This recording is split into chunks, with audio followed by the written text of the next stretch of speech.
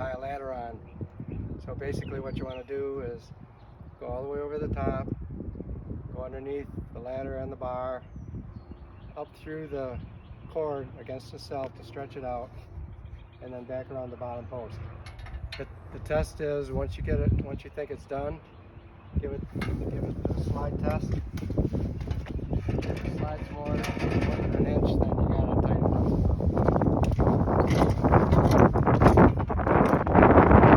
Easy doing it, which are satisfactory, but I'd like to show you the way I do it.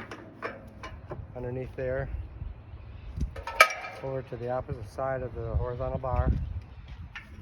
So you gotta go under this bar, tighten it up,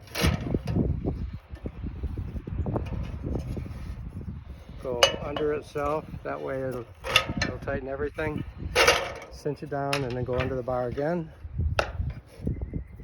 and then you'll find a place, hopefully that will work. That will be just the right amount. No wiggle in that one. Good. Over and out.